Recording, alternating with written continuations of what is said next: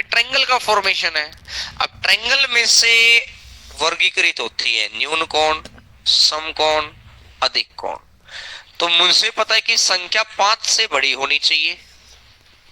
वो कह रहा है कि 5 से बड़ी होगी तो ट्रायंगल बनेगा, लेकिन ऑब्ट्यूज एंगल ट्रायंगल, अधिक कोण त्रिभुज कब बनेगा जब, क्योंकि इससे कम होगी तो एक राइट एंगल पे आ जाएगी और बाकी न्यून कोण पे चली जाएंगी।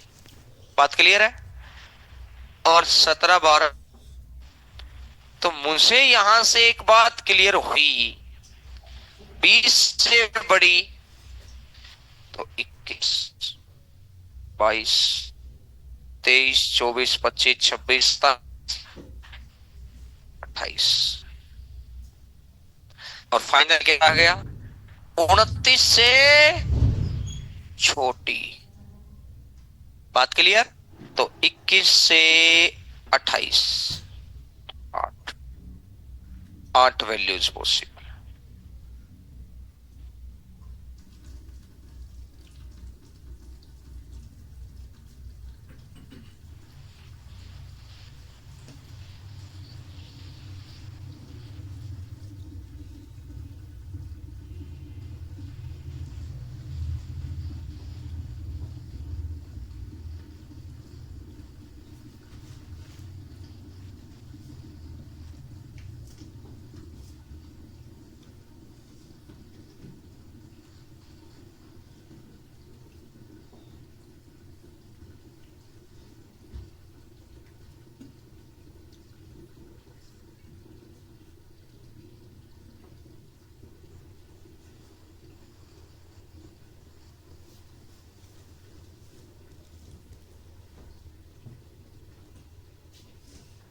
क्वेश्चन नंबर 12 पर आ जाइएगा।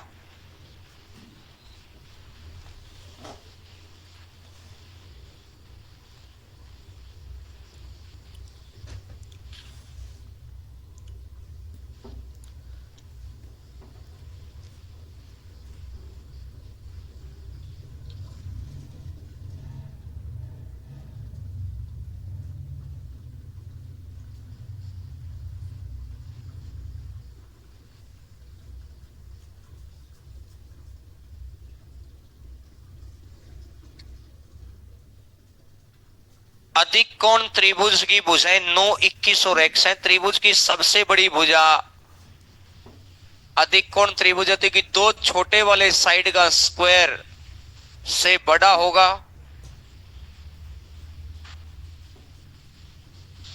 एक्स स्क्वायर 21 का स्क्वायर माइनस 9 का स्क्वायर, 21 9 30, 21 9 12, 360। तो x बड़ा होगा 360 से छोटा है, मतलब 19 से छोटा है। 18 का तो स्क्वायर 324 होता है ना, तो 324 तो छोटा ही है। जिधर मुंह खुला है उधर संख्या बड़ी है, मतलब 360 से इधर संख्या छोटी करनी है। तो 19 अगर रख दूंगा तो 19 का स्क्वायर 361 हो गया। तो 18 रखूंगा तो 18 का स्क्वायर 324 है। तो इसका मतलब एक बात पता चल गई कि 19 से तो संख्या छोटी होगी। पहली बात क्लियर होगी, सबसे बड़ी भुजा दे ही रखी है। फिर उसने यही पूछा है कि ऐसे कितने त्रिभुज संभव हैं। ऐसे कितने त्रिभुज संभव हैं या एक्स की कितनी वैल्यूज पॉसिबल है, दोनों एक ही बात है। सेकंड स्टेप, दो भुजाओं का डिफरेंस से संख्या क्या होनी चाहिए, बड़ी। और दो भुजाओं के टोटल से संख्या क्या होनी चाहिए, छोटी। 21 माइनस 9 तो संख्या 12 से क्या होनी चाहिए, और संख्या 30 से क्या होनी चाहिए, संख्या 12 से बड़ी। तो 13, 14, 15, 16, 17, 18, 3 और 3, तो ऐसे कितनी वैल्यूज पॉसिबल है, तो 6 ट्रायंगल पॉसिबल है।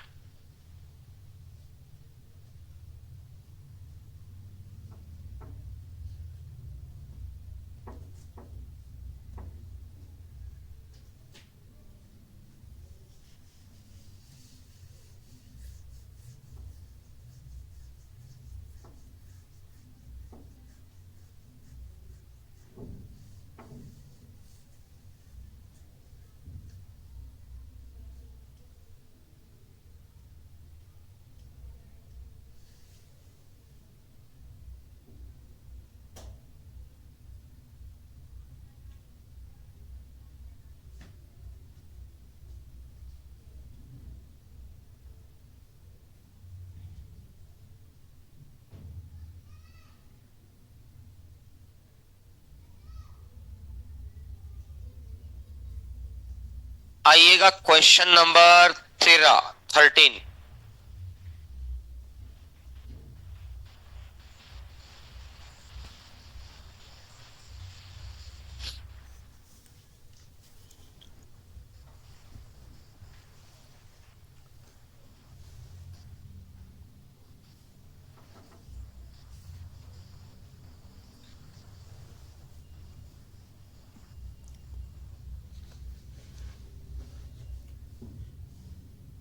एक त्रिभुज की तीन भुजाएं 8, 17 और x है। x के किस मान के लिए क्षेत्रफल अधिकतम होगा? किसी भी ट्रायंगल का मैक्सिमम एरिया क्या होता है? हाफ ऑफ पहली साइड 8 इंटू दूसरी side into sine of angle between. अब एरिया चाहिए मैक्सिमम, तो एरिया चाहिए मैक्सिमम, तो इसके लिए साइन थीटा का मैक्सिमम मान रखना पड़ेगा। और साइन थीटा का मैक्सिमम मान हमें रखना पड़ेगा। क्यों? क्योंकि देखो ये साइड में चेंज नहीं हो सकता, ये साइड में चेंज, साइड ट्रायंगल का एरिया चाहिए मैक्सिमम, तो सिर्फ मैक्सिमम एरिया किस पर डिपेंड कर रहा है? और साइन का मैक्सिमम मान कितना होता है? 1। और अगर साइन का मैक्सिमम मान 1 है, तो साइन थीटा अगर 1 के बराबर मैं ले लूं, तो इसका मतलब ये हो गया कि थीटा इक्वल टू 90 डिग्री। यानी इन दोनों साइड के बीच में थीटा कितना डिग्री है? और अगर इन दोनों साइड के बीच में थीटा 90 डिग्री है, तो भाई मेरे एक साइड 8 है, तो ये बच गया x। तो x कैसे निकालेंगे? 17 का स्क्वायर प्लस 8 का स्क्वायर का अंडर, तो 289 और 64, 289 और 64, 9 और 4 बचा कितना? 1 और 8 और 6, 15, 300। x is equal to 353। अब मुझे पता है कि 353 और 18 का स्क्वायर 324 होता है, तो 19 का स्क्वायर 361 होता है। मतलब 18 से बड़ा आएगा, 19 से छोटा आएगा। ऑप्शन देखो कौन सा है? 18 पॉइंट है, नोट करो इसी बात को।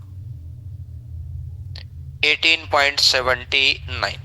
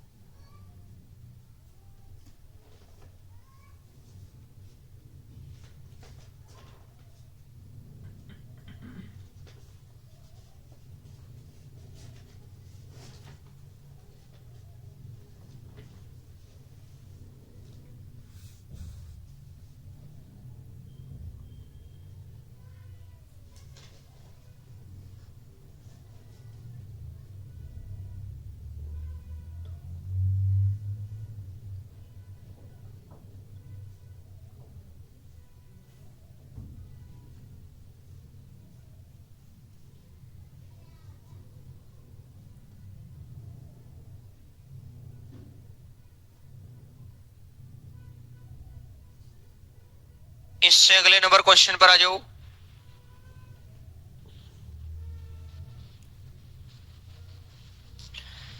इनमें से कौन सा त्रिभुज का क्षेत्रफल नहीं हो सकता?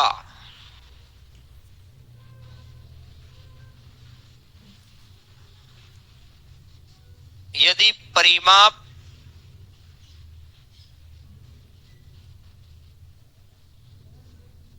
60 है। अब अगर मैं परिमाप 60 है ना, तो 60 पेरीमीटर के साथ मैं अगर मैक्सिमम एरिया कैलकुलेट करूं, for maximum area triangle must be equilateral. अब कोई बच्चा कहेगा सर आपने पिछले केस में क्यों नहीं माना? पिछले केस में एक साइड कितनी दिखा रखी है, तो दूसरी साइड क्या इक्विलेटरल मान सकता था मैं? इसलिए मुझे उस साइन थीटा पर जाना पड़ा कि साइन थीटा मैक्सिमम ले लो, मैक्सिमम एक होता है तो एक है तो 90 डिग्री है। मेरी बात समझ आई? अब इसने इस बार इसने दे दिया पेरीमीटर 60 पेरीमीटर के साथ। आप देख लो, मैं प्रूव करता हूं। एक ट्रायंगल लेता हूं मैं, 4 4 4। एक ट्रायंगल ले लिया मैंने 3,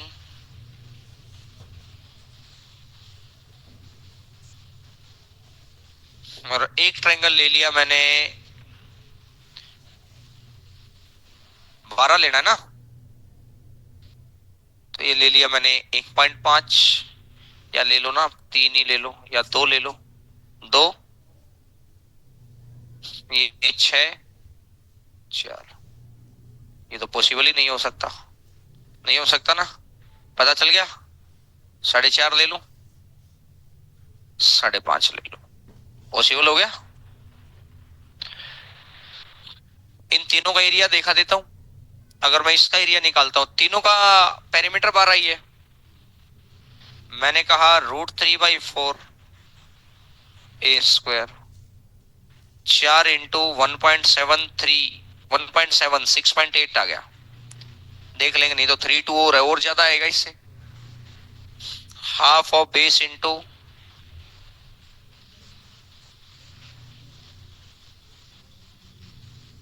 हीरोज फॉर्मूला, 12 है टोटल, 12 का आधा, s into S minus A 0.5, s minus B 3/2, s minus C का अंडर 6 तिया 18 का अंडर रूट, 4 का स्क्वायर 16, 4 पॉइंट समथिंग। भाई 16 होता तो 4 आता ना, 4 पॉइंट समथिंग आएगा। दिखाई दे रहा आपको? सबसे मैक्सिमम एरिया किसका होता है, फिर एरिया किसका होता है, राइट एंगल का, और फिर होता है नॉर्मल ट्रायंगल। पॉइंट क्लियर हो गया? तो अब इसने कहा कि मेरे भाई इसका पेरीमीटर 60 है, तो इनमें से कौन सा त्रिभुज का क्षेत्रफल नहीं हो सकता? तो मैंने एक बात देखा कि अगर मैं 60 पेरीमीटर से मैक्सिमम भी निकालना चाहूंगा तो 20 20, और मैक्सिमम एरिया कितना बनेगा, √3/4 ए स्क्वायर। 4 से 20 पंजा 100,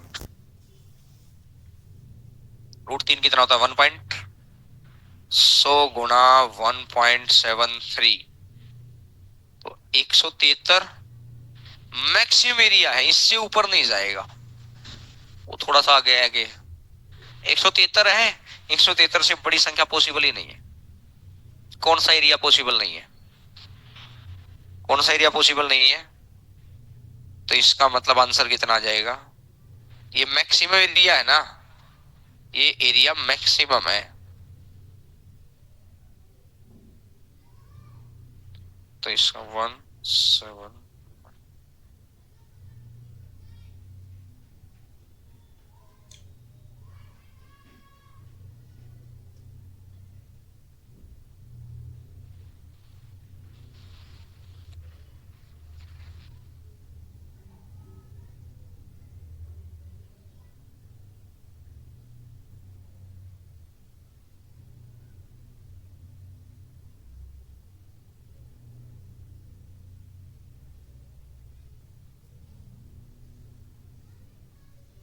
इन क्वेश्चंस में से क्वेश्चन आने की संभावनाएं बहुत ज्यादा नहीं है, लेकिन ये फॉर्मेशन ऑफ ट्रायंगल के मैंने कुछ क्वेश्चन आपको करा दिए। इनसे बहुत ज्यादा क्वेश्चन नहीं आते हैं, बहुत सीधे सीधे क्वेश्चन आते हैं। आजकल इतने गहरी बात पूछता ही नहीं है। तो मैंने आपको 14 क्वेश्चन कराए हैं फॉर्मेशन ऑफ ट्रायंगल के, एक बार ढंग से देखना, चीजें क्लियर हो जाएंगी। पॉइंट क्लियर है? फिर हमने कल पढ़ा था मीडियन। अब आप वापस आएंगे पेज नंबर 3 पर।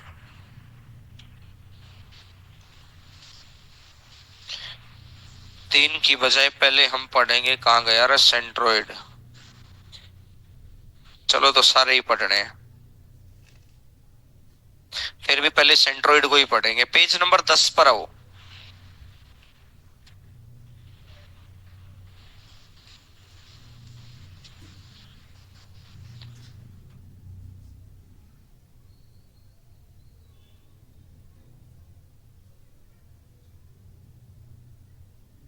अब यहां से आता है सेंटर्स ऑफ ट्रायंगल, त्रिभुज के केंद्र। तो सबसे पहला आता है सेंटरोइड,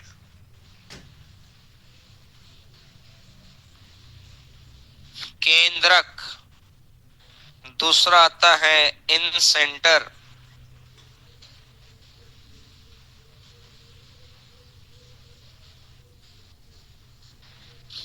तीसरा आता है सरकम सेंटर,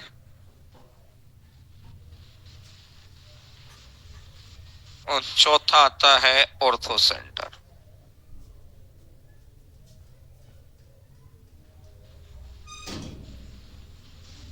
केंद्रक, अंतः केंद्र,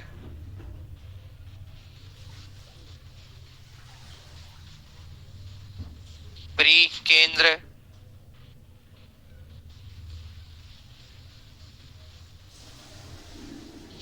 और लंब केंद्र।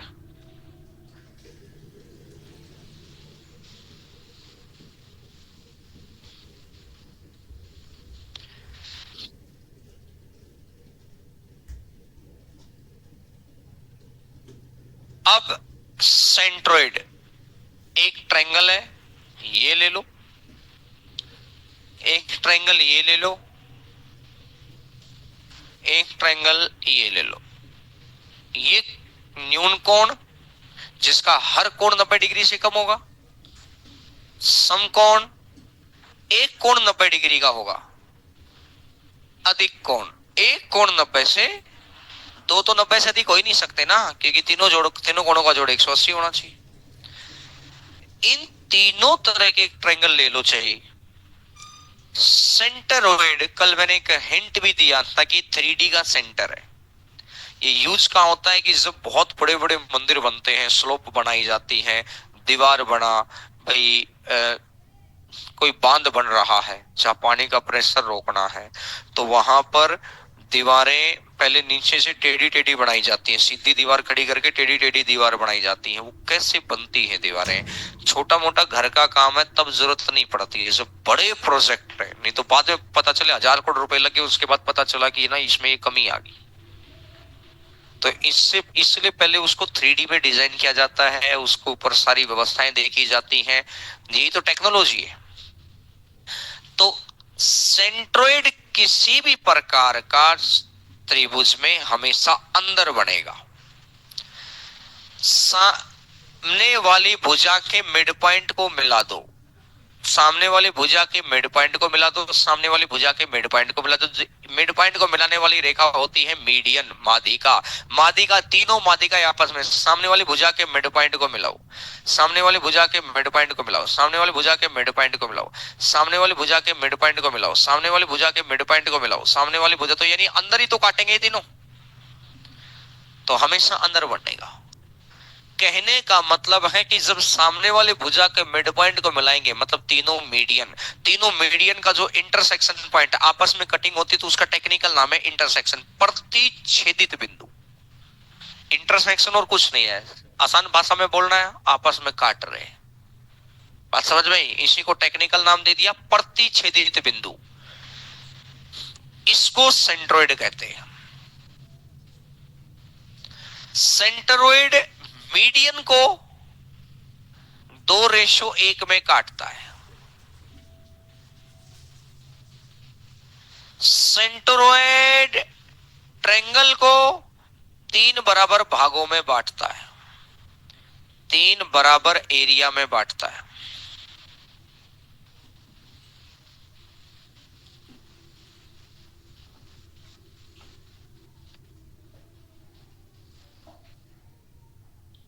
सेंट्रोइड इक्वल टू अंगद का पैर। अंगद ने एक जगह जाकर पैर जमाया, उसके पैर को कोई हिला नहीं पाया। तो जब किसी ट्रायंगल का एक सेंट्रोइड बन गया ये वाला, तो इस ट्रायंगल इस साइड का मिड पॉइंट, इस साइड का मिड पॉइंट और इस साइड के मिड पॉइंट को अगर मैं आपस में मिलाऊंगा तो ये जो अंदर DEF का जो सेंट्रोइड बनेगा वो भी यही है। जब इस ट्रायंगल के अंदर से मिड पॉइंट को मिला के एक और ट्रायंगल बनाऊंगा तो इसका सेंट्रोइड भी यही है। जब इस ट्रायंगल के अंदर एक और ट्रायंगल बना दिया मिड पॉइंट से मिलाकर, उसका centroid, centroid equal to Angad का पैर। पॉइंट समझ आया? कई बार पूछता है कि ABC एक ट्रायंगल है, DEF are mid points of these sides. त्रिभुज ABC के केंद्रक और त्रिभुज DEF के केंद्रक के बीच की दूरी बताओ। और त्रिभुज की भुजाएं 5 सेंटीमीटर, 6 सेंटीमीटर और 7 सेंटीमीटर है। अब बच्चा परेशान कि भुजा 5, 6, 7 दी है तो इसका मतलब लेंथ निकलेगी। और जिसको वो पॉइंट ध्यान आ जाए कि भाई एक ट्रायंगल है, इसका जो सेंट्रोइड बनेगा तो इसके मिड पॉइंट साइड कुछ भी हो, इसके मिड पॉइंट से जो ट्रायंगल बनेगा उसका सेंट्रोइड भी वही है। उसके अनंत ट्रायंगल मिड पॉइंट से बनते चले जाएं, infinite number of triangles mid point से बनते चले जाएं, सेंट्रोइड उन दोनों के बीच की दूरी कितनी आएगी? 0। 0 सेंटीमीटर, 1 सेंटीमीटर, 2 सेंटीमीटर, 3 सेंटीमीटर ऐसे बोल देगा वो। समझ आई मेरी बात? तो सेंट्रोइड इक्वल टू अंगद का पैर। सेंट्रोइड ट्रायंगल को कितने भागों में बांटता है? सेंट्रोइड मीडियन को किस रेशियो में काटता है? सेंट्रोइड सभी प्रकार के त्रिभुजों में अंदर बनता है। पॉइंट क्लियर है? सेंट्रोइड किसका इंटरसेक्शन पॉइंट है? मीडियन। मीडियन की लेंथ निकालने के लिए कौन सी थ्योरम इस्तेमाल होती है? अपोलिनस थ्योरम। मीडियन के लिए ABCD। अब मुझे AD की लंबाई अगर निकालनी है, AB square AC square twice of AD plus B। समझ आई बात? BD is a half of BC क्योंकि D is a mid point, तभी तो ये मीडियन है। Point clear? एक ट्रायंगल के अंदर अगर मैं सभी साइड्स के मिड पॉइंट को मिला दूंगा तो ये ट्रायंगल 4 बराबर भागों में बट जाता है, एरिया। अब इस ऐसा क्यों होता है? क्योंकि जब किसी भी ट्रायंगल के अंदर 2 साइड्स के मिड पॉइंट को मिला दिया जाए, 2 साइड्स के मिड पॉइंट को मिला दिया जाएगा, 2 साइड्स के मिड पॉइंट को मिला दिया जाएगा तो ये लाइन इसके पैरेलल हो जाती है। पैरेलल लाइन हो गई तो ये कोण इसके बराबर, ये कोण इसके बराबर और ये हो गया कॉमन एंगल। तो इसका मतलब ABCDE। पहला कोण पहले के बराबर, दूसरा कोण दूसरे के बराबर, तीसरा कोण तीसरे के बराबर। ये सिमिलर हो गया। और अगर ये सिमिलर हो गया तो मेरे भैया, अगर ये सिमिलर हो गया तो मैंने कहा कि AD upon AB is equal to DE upon is equal to AE upon AC। D and E are mid point. Mid point है तो मतलब ये 1 है तो ये भी कितना है, और ये 1 है तो ये भी कितना है। तो मैंने कहा AD कितना है? 1। तो AB कितना है? तो इसका मतलब अगर मैं यहां से देखता हूं तो डीई और, तो डीई कितना, तो बीसी कितना, तो डीई अगर ए का तो बीसी कितना है। तो जब भी किसी ट्रायंगल के अंदर दो साइड्स के मिड पॉइंट को मिलाया जाता है तो ये तीसरी भुजा के पैरेलल भी होगा, और तीसरी भुजा के DE is equal to BC by तीसरी भुजा के आधा होगा। और अगर ये आधा हो गया मतलब ये साइड दो है तो ये साइड कितनी है, बात क्लियर होगी, मतलब ये वाली साइड, ये वाली। अच्छा जी, अब दो ट्रायंगल अगर सिमिलर प्रूव हो गए, दो ट्रायंगल अगर सिमिलर प्रूव हो गए तो इनके एरिया का रेशियो हमेशा साइड का स्क्वायर होता है। ऐसा क्यों होता है, फिर सिमिलरिटी में जाएंगे, अभी सुनते जाओ।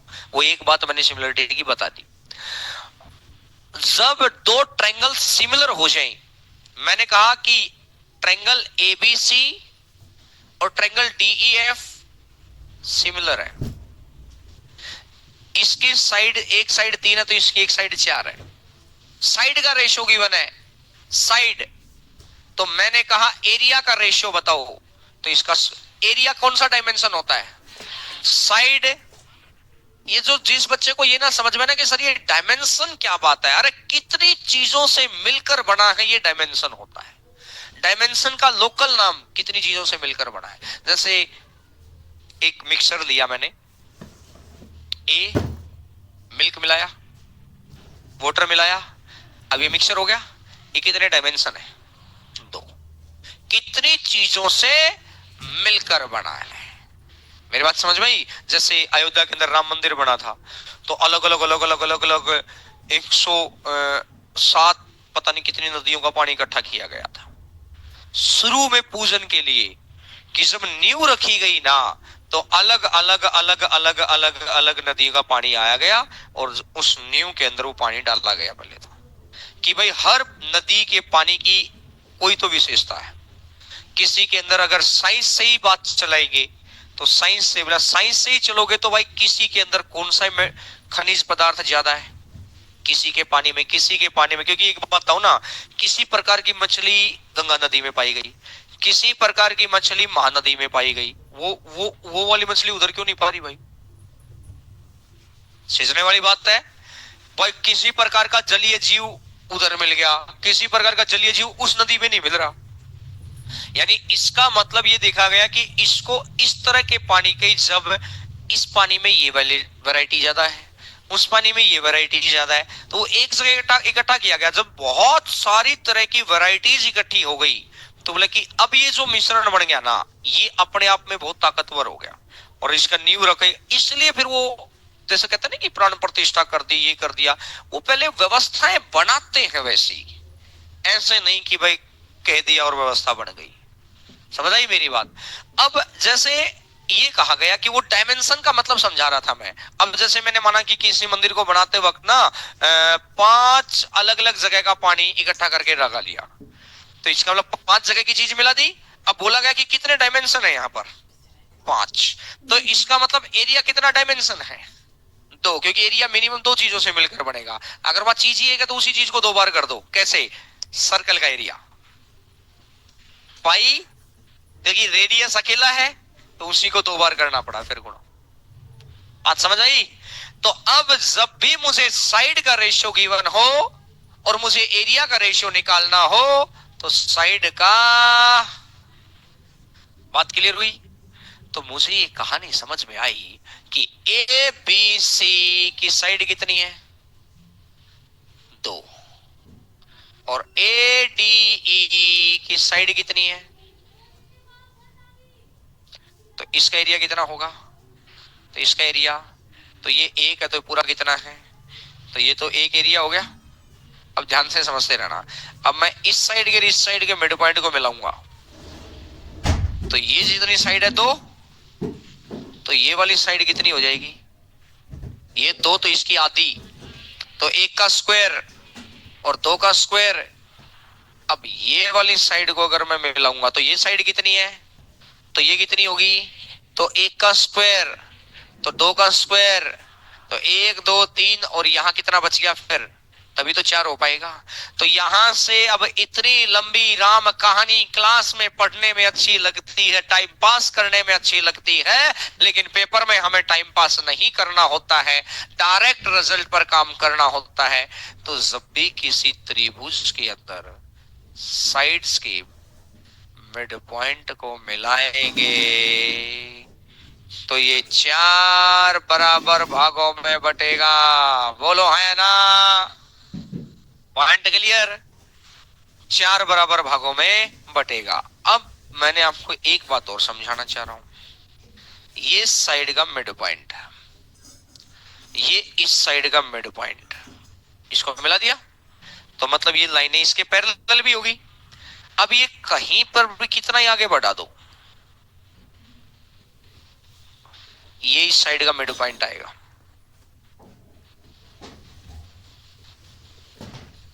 ये इस साइड का मिड पॉइंट है। एक बार जिस रेशियो में अगर एक किसी साइड के मिड पॉइंट से स्टार्ट हुआ कोई पॉइंट और तीसरी भुजा के पैरेलल लाइन ड्रॉ कर दी ना, तो आगे किसी भी रेखा को मिलने लग जाएगी, वो मिड पॉइंट पर ही मिलेगी जाकर, सिमिलरिटी से। तो जैसे अगर मैं आपको कल को ये कह दूं, कल को अगर मैं आपको ये कह दूं, ये मिला दिया मैंने, तो ये भी क्या है? Mid point. मेरी बात क्लियर है? ये भी क्या है? तो अब बड़ा ध्यान से देखना रे भाई, ये एक ट्रायंगल है, ये इसका मीडियन है,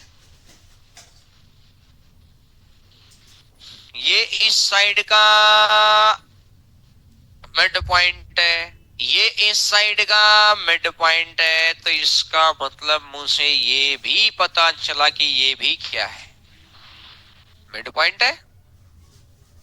और जहां पर ये मिला और ये मिला, ये क्या हो गया? क्या? और सेंट्रोइड मीडियन को किस रेशियो में काटेगा? 2:1। तो इसका मतलब मीडियन की लेंथ कितनी है? 2:1, 3 होगी। 3 में ये कितना है? ये नहीं, 2 तो ये है। चलो आपको दिखा, ये है 2, ये कितना है? 3 का आधा 1 पॉइंट है, और अगर ये 1.5 है तो ये जो बच गया ये कितना? ये 1.5 था और ये कितना था? पॉइंट है। तो ये 1, तो ये, तो रेशियो कितना? यानी मुझे पता चला, ये क्वेश्चन आता है डायरेक्ट, अपन इसको पॉइंट में ही पढ़ लेंगे कि भैया सेंटरोइड मीडियन को किस रेशियो में बांटता है? मेरे भाई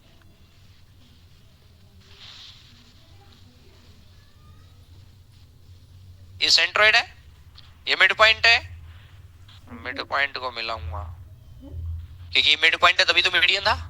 तो ये रेशियो कितना है? 3:3, ये और ये और ये। समझ आ रही है मेरी बात? 1-2 बार और प्रूव हो जाएगा क्वेश्चंस के साथ, लेकिन याद रखो डायरेक्ट ये पूछा जाता है कि अभी लिख भी रखा है, मैं सारे पॉइंट दिखाऊंगा, अभी तो सारी चीज लिख रखी है। आ जाओ जी, प्रॉपर्टीज। पहली प्रॉपर्टी, केंद्र माध्यिका को 2:1 में बांटता है, केंद्र त्रिभुज को 3 बराबर एरिया में बांटता है। तीसरा नंबर पॉइंट ही तो है अंगद का पैर, तीसरा नंबर पॉइंट ही तो है अंगद का पैर, बोलो है ना? चौथा नंबर पॉइंट है कि तीनों भुजाओं और तीनों माध्यिकाओं द्वारा 6 बराबर त्रिभुज बनते हैं। एक मीडियन ट्रायंगल को कितने बराबर भागों में बांटती है? ये कितने? 2, और ये कितने? 2, तो टोटल कितने? समझ आई मेरी बात? पांचवा नंबर पॉइंट, 2 भुजाओं के मिड पॉइंट से बना। अब मेरी बात को सुन ला रहा भैया, मेरी बात कतई गौर करके सुनना रहा भाई, वो भी डायरेक्ट, क्योंकि क्वेश्चन बहुत पूछता है इसलिए मैंने इसको पॉइंट ही बना दिया। मुझे एक बात आप बताएं, ये मिड पॉइंट है।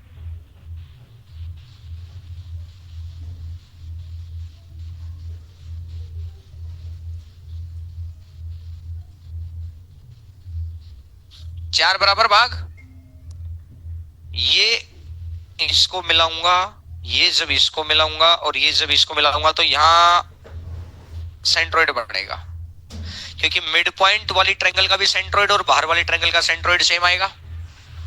और अगर सेंट्रोइड इस त्रिभुज को कितने बराबर भागों में बांटता है? तीन, एक एक एक। और अंदर वाले ट्रायंगल का एरिया कितना हो गया? तीन। तो इसका भी, इसका भी, इसका भी। तो कहने का मतलब सेंट्रोइड, सेंट्रोइड ये है, दोनों मिड पॉइंट को मिलाने वाली लाइन।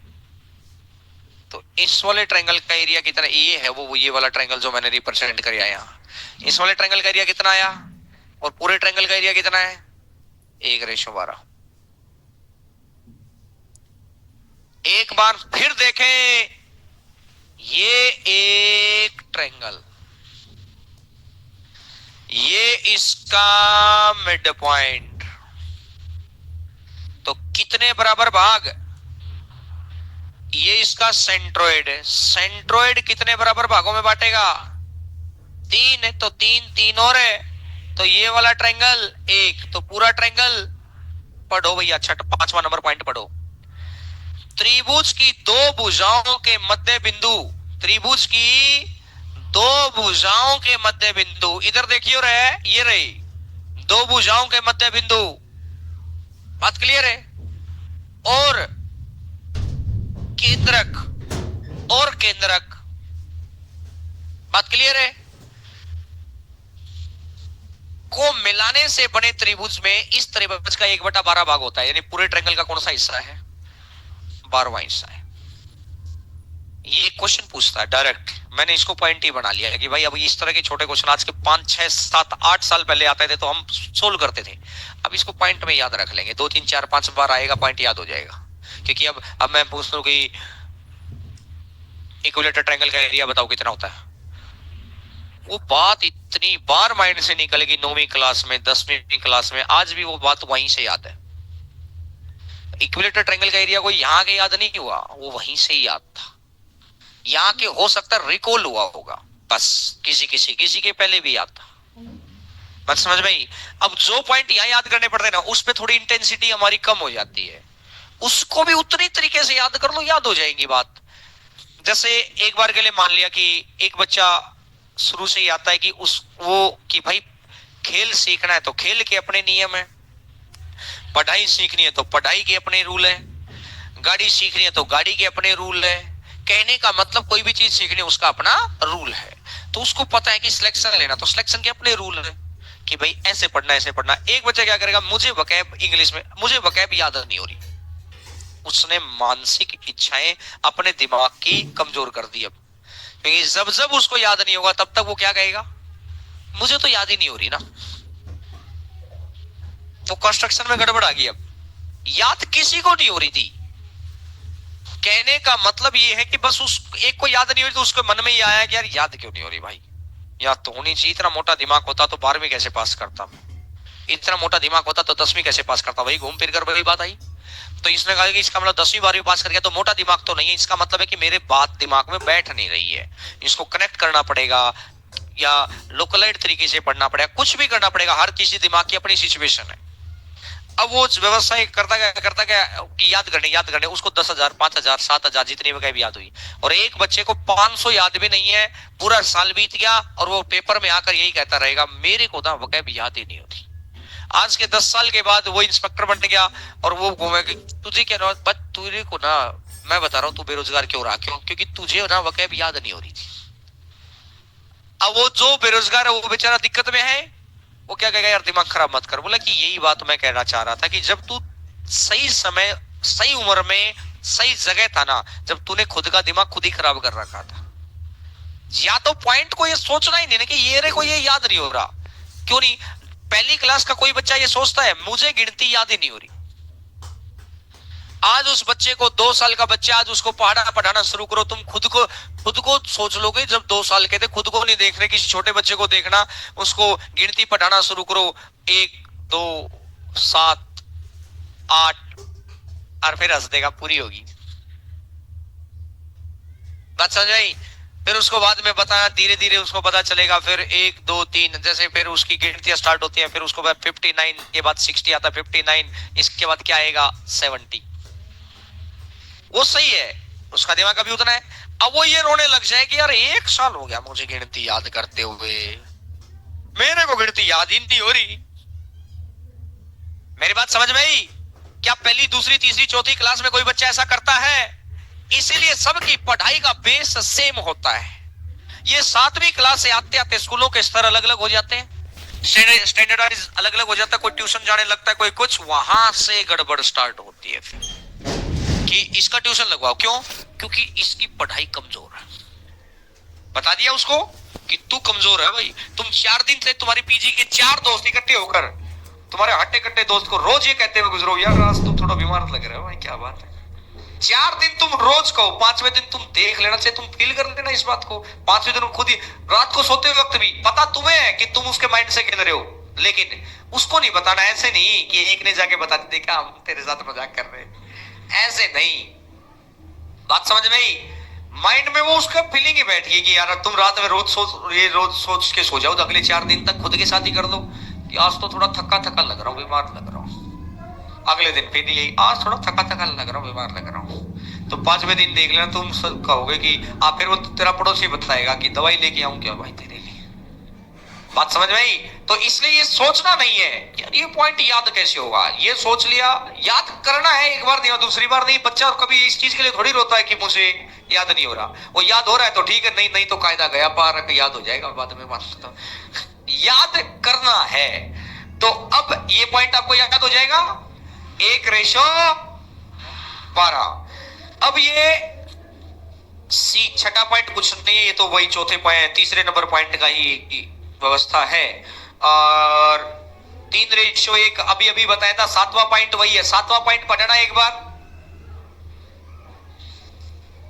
त्रिभुज की 2 भुजाओं के मध्य बिंदुओं को जोड़ने वाला रेखाखंड। एक बार इधर देखो, इधर देखो, ये लाइन और ये लाइन, इसका मिड पॉइंट और इसका मिड पॉइंट, ये दोनों मिड पॉइंट को मिलाऊंगा तो बीच वाला जो मीडियन खींचा जाएगा, इसका भी तो मिड पॉइंट है, ये मिड पॉइंट है।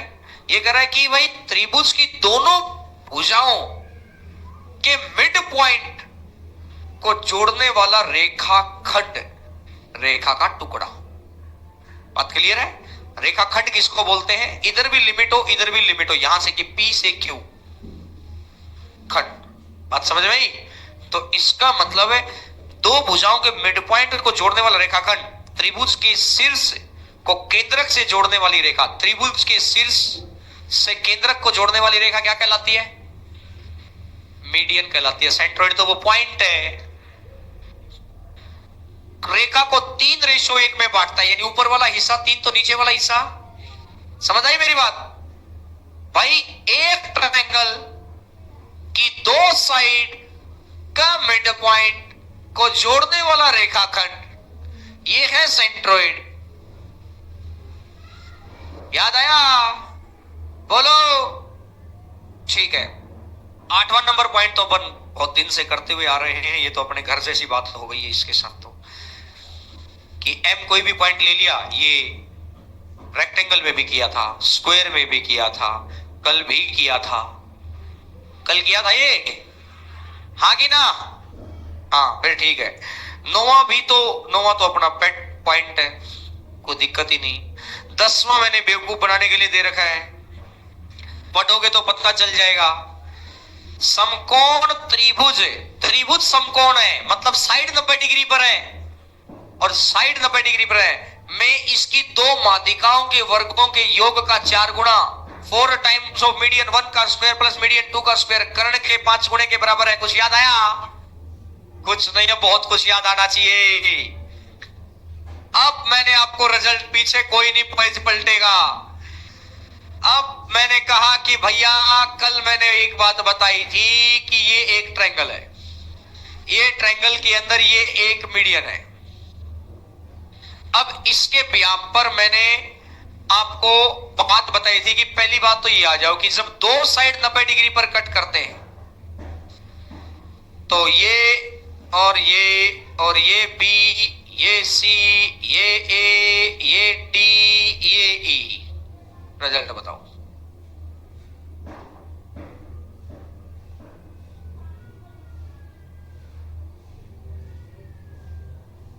पता नहीं? हाँ भाई, इसके साइड वाला तेरे भाई को बोल। हाँ नहीं, हाँ पूरा result B C square plus कौन सा डीई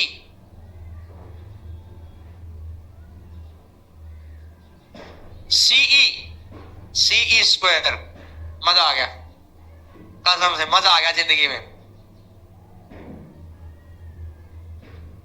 चल तो लाइन ही आउट है। Pi B C square 4 times of, बिल्कुल मीडियन 1 का स्क्वायर प्लस मीडियन 2 का स्क्वायर। तुम्हारा ध्यान नहीं है रे चारों पांचों, मैं ये बताना चाह रहा था। अभी 10वां नंबर पॉइंट यही तो पढ़ाया है। अब तुम देख रहे हो कि मां कसम जिंदगी में देखा ही कब। यही होंगे फिर वो कि मेरे को ना ज्योमेट्री कम समझ आती। दिक्कत कहीं है ही नहीं, दिक्कत सारी यहां है। अच्छा जी, एक तो ये था, इसी का एक और रिजल्ट है, बताओ।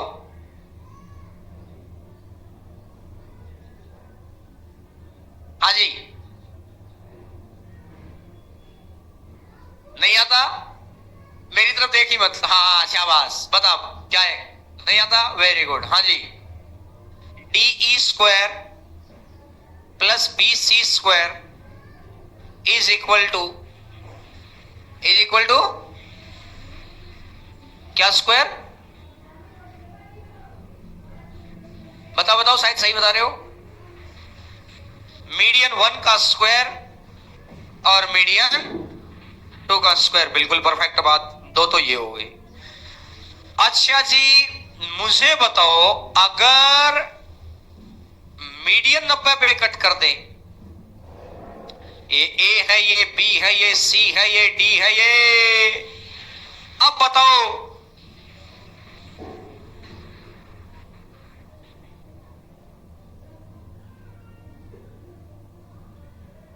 क्या? ए बी का स्क्वायर प्लस ए सी का square equals to 5 B C square. 3 तो ये हो गए। मैंने चौथे नंबर पॉइंट में कल बॉक्स बना के दे रखा था, वहां 3 पॉइंट लिखे थे, उसमें से 2 तो आ गए, इसमें एक ही आया है, एक ही आया है, तो बाकी 2 बता दो फिर।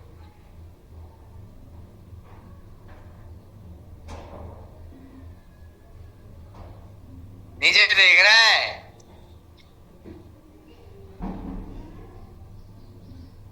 एक तो वही था ना, 2/3 मीडियन 1 इंटू मीडियन 2।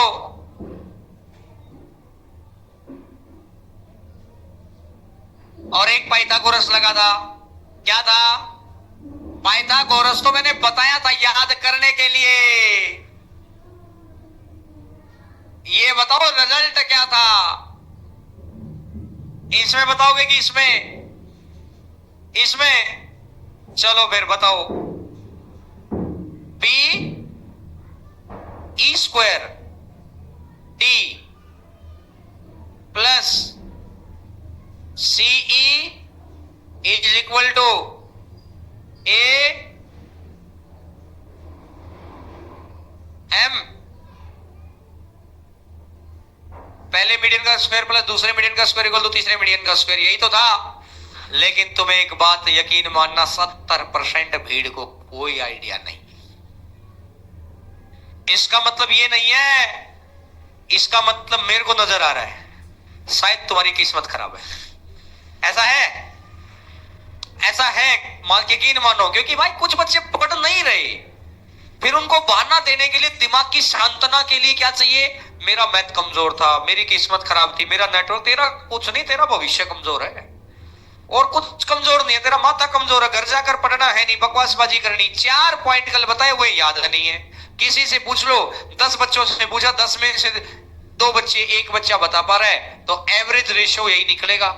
ऐसा नहीं कि वो तो पीछे से पूछ लो तो और बुरा हाल हो जाता है, बीच में से तो मैंने देखा है कई बार आगे, और वो बराबर ही है, वो आगे पीछे लगभग वही। तो कुल मिलाकर बहुत बुरा हाल हो जाएगा भाई। अब मैं आगे बढ़ता रहूंगा, पीछे साफ होता जाएगा, क्योंकि घर जाकर देखा नहीं ना। घर जाकर रफ कॉपी पे लिखा गया, कैसे कितने बच्चे हैं जिन्होंने रफ कॉपी पे लिख के देखा?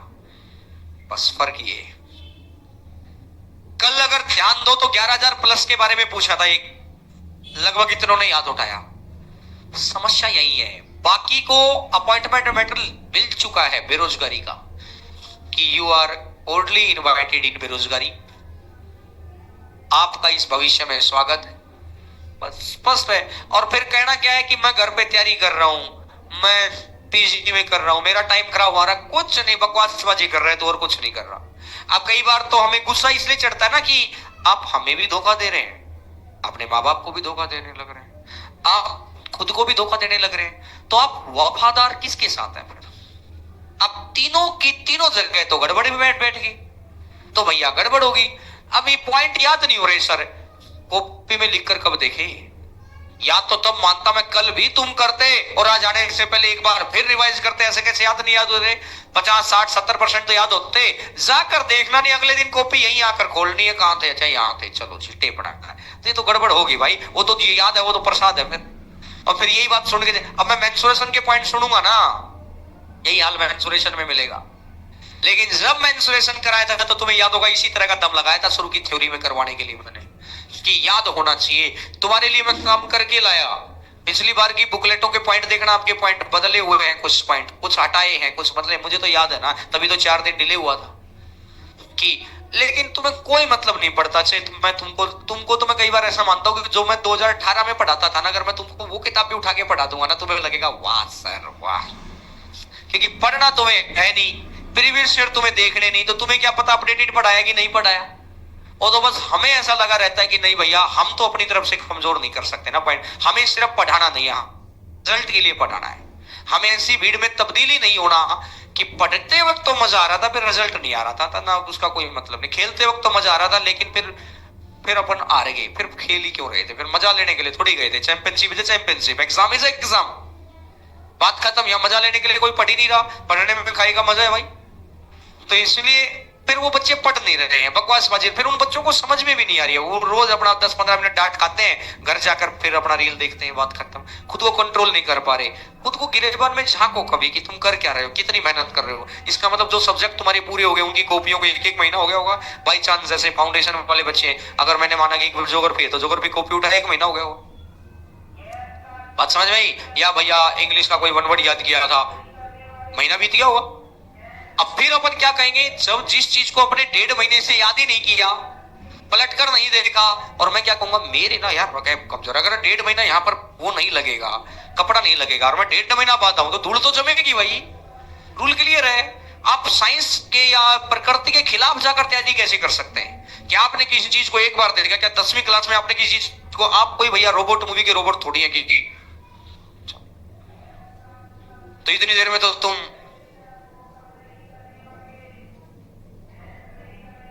बात समझ में आई, बात ही खत्म। आओ जी, अब ये वाला पॉइंट आपका हो गया है। तो ये 11वां और 12वां पॉइंट भी ऐसे मैंने बेवकूफ बनाने के लिए लिखा हुआ है, इनका रियल लाइफ से कोई संबंध नहीं है। तो पहला सेंट्रोइड हमारा कंप्लीट, मेनली 4 ही पॉइंट इसके थे। अब आया इन सेंटर। इन सेंटर के 3 पॉइंट मैंने पहले ही करा रखे हैं, अभी बताता हूं मैं। पहले इन सेंटर निकालो, और इन सेंटर हमारा है पेज नंबर 6 पर। पेज नंबर 6 पर इसने पहले 3 लाइनें पढ़ो। यह कौन समद्वि भाजक के प्रतिच्छेदित बिंदु से बनता है? यह किसी भी त्रिभुज का अंत के अंदर, त्रिभुज के अंदर ही होता है। सेंट्रोइड भी तो अंदर ही था, इसलिए तो मैंने इन दो को कनेक्ट किया, इन दो को कनेक्ट किया। अब ये तीसरा नंबर पॉइंट ये कहता है कि अंत केंद्र ही वह केंद्र है जो तीनों भुजाओं से समान दूरी पर होता है। सुनो जी बात, ये एक ट्रायंगल है, हर ये सामने इस वाले एंगल का आधा, इस वाले एंगल का आधा, इस वाले एंगल का आधा। क्या मैं इस एंगल का आधा करूंगा तो सामने वाली भुजा के मिड पॉइंट पर टकराएगा क्या? ऐसा कुछ नहीं है। वो तो फिर स्पेसिफिक ट्रायंगल की प्रॉपर्टी होती है कि समद्विबाहु त्रिभुज है, इक्विलेटरल ट्रायंगल है। एंगल बाइसेक्टर में ऐसी कोई प्रॉपर्टी नहीं है कि मैं एंगल का आधा करूं तो सामने वाली भुजा के मिड पॉइंट पर ही जाकर मिलूंगा। बात समझ में आई? तो इसीलिए ऐसा कुछ भी नहीं है कि वो मिड पॉइंट पर मिलेगा। अब ये जो बनाना, ये इन सेंटर है। इन सेंटर अंत केंद्र, अंदर वाले वृत्त का केंद्र, मतलब यहां प्रकार की नोक रखें, अंदर वाले वृत्त का केंद्र हो गया। अब मुझे ये भी कहानी समझ में आ रही है कि अगर अंदर वाले वृत्त का केंद्र हो गया, अगर अंदर वाले वृत्त का केंद्र हो गया तो यहां से ये भी कहानी समझ आ रही है कि मेरे भाई ये साइड, वो साइड और वो साइड बराबर दूरी पर होगी तभी तो रेडियस सेम होगा। ये रेडियस ही तो है, ये रेडियस ही तो है, ये रेडियस ही तो है। याद आया? तो तीनों भुजाओं से बराबर दूरी पर होगा। तीनों कोण समद्विभाजकों का प्रतिच्छेदित बिंदु है, और कोण समद्विभाजक का अंदर का कोण, अंदर का कोण तो हमेशा अंदर ही बनेगा। तीनों पॉइंट क्लियर हो गए। फिर मैंने लाइन एंगल के अंदर आपको ये बात बताई थी रे भाई, इसके अंदर एंगल की अभी कोई बात नहीं आई, इसके अंदर एंगल की बात आ गई। केंद्र बन गया, केंद्र बन गया तो इसका मतलब हो गया कि भैया ये सर्कल का सेंटर बन गया। सर्कल का सेंटर आते ये 90 प्लस a/2, 90 प्लस a/2 याद आया? तो ये बताओ फिर ये 90 और फिर मेरे भाई ये बता दो क्या हो गया? a/2। तीनों ये पॉइंट याद है? ठीक है जी, यही तीनों पॉइंट अगले में करके दे रखे हैं, प्रूफ भी लिख कर दे रखा है। चौथा नंबर पॉइंट का पहला point 90 plus p/2, 90 plus r/2, 90 plus q/2। Clear है मेरी बात? पांचवा नंबर पॉइंट भी वही है, बाहर वाला दे रखा है माइनस इन रेडियस, रेडियस बन गया रेडियस। ये तो कहां से याद है अपने को? ये कहां से याद है? मेंसुरेशन से याद है। अच्छा मुझे समबाहु त्रिभुज का इन रेडियस बताना। ए भाई अच्छा मुझे भाई राइट एंगल ट्रायंगल का इन रेडियस बताना।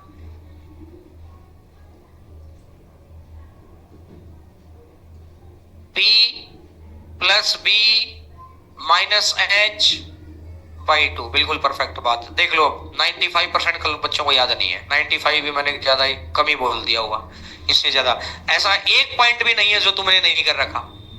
तुम्हें हर जगह नया और हर जगह इसलिए लग रहा है कि जिस दिन तुम ये खुद मान के ना कि यार यकीन मानो तो मैं कांस्टेबल के लायक भी मेहनत नहीं कर रहा, और लेकिन बनना हमको इंस्पेक्टर है तो मेहनत उतने लेवल की करनी पड़ेगी। ये सारे पॉइंट बताए। अब लगेगा कि हाँ यार देखे हुए तो पॉइंट है, याद होने चाहिए था ना, देखने से क्या होता है, वहां पेपर पे मैं थोड़ी आऊंगा बताने। अब यही चीज लिख कर दे रखी है भैया, इन रेडियस लिख कर दे रखा है। ऐसा क्यों होता है वो भी बता, क्यों से कोई मतलब नहीं है। 7वें नंबर ट्रायंगल, 7वें नंबर पॉइंट पर समकोण वाला पॉइंट लिख कर दे रखा है। 8वां नंबर पॉइंट फिर वही पॉइंट दे दिया, दोबारा गलती से रिपीट हो गया, 90 प्लस a/2, 90 माइनस a/2, वही 4 पॉइंट इकट्ठे। अब ये 8वें नंबर पॉइंट का चौथा पॉइंट पर डबल स्टार करो, चौथे पॉइंट पर डबल टिक करो। 8वें नंबर पॉइंट का चौथा पॉइंट को डबल टिक करिएगा, चौथा पॉइंट को डबल टिक करेंगे, और चौथे पॉइंट को अगर डबल टिक करेंगे तो इतनी सी बात को समझ लें। एक्स सेंटर, एक्स सेंटर क्या है कि ये बना दिया, तो अगर इन सेंटर बनता R is equal to area of triangle upon ex centre है, तो R is equal to area of triangle upon semi perimeter तो है ही, माइनस ये जिस भी साइड के टच कर रहा है ना, जिसमें से साइड है ए साइड बी है, ये साइड सी है, तो S माइनस, बस इतना साइज चेंज दे रखा है वहां। समझ आई मेरी बात? ठीक है, और इसका अगला ये पांचवा पॉइंट आना था, ये गलती से चौथा लिख दिया, पांचवा, इससे अगला पांचवा पॉइंट है, ये है काम की चीज। इसमें केंद्रक के अंदर मीडियन को किस रेशो में बांटता है? दो रेशो। इन सेंटर के अंदर, इन सेंटर के अंदर ये इन सेंटर ए बी सी आई और ये डी है, तो ए आई बाई आई डी का ratio, A I by I D, यहां भी तो रेशो यही था ना ये वाला, तो ए आई बाई आई डी का रेशो पता कैसे आएगा? ए आई बाई आई डी का रेशो, जैसे इसके सामने साइड है ए, इसके सामने साइड है और इसके सामने साइड है सी, तो जिस भी एंगल से एंगल बाइसेक्टर ड्रॉ हो रहा है, जिस भी एंगल से एंगल बाइसेक्टर ड्रॉ हो रहा है, बी प्लस सी बाई ए के सामने वाले भुजा, बी प्लस सी बाई ए, इसके सामने वाली, इसके आजू बाजू की जिस एंगल का बाइसेक्टर ड्रॉ हो रहा है उसके आजू बाजू वाले भुजाओं का जोड़ इक्वल टू सामने डिवाइडेड बाई सामने, बी प्लस सी बाई ए। इसका कोई फिक्स रेशियो नहीं होता, 2 रेशियो 1 या 3 रेशियो 1, वो साइड के ऊपर डिपेंड करता है।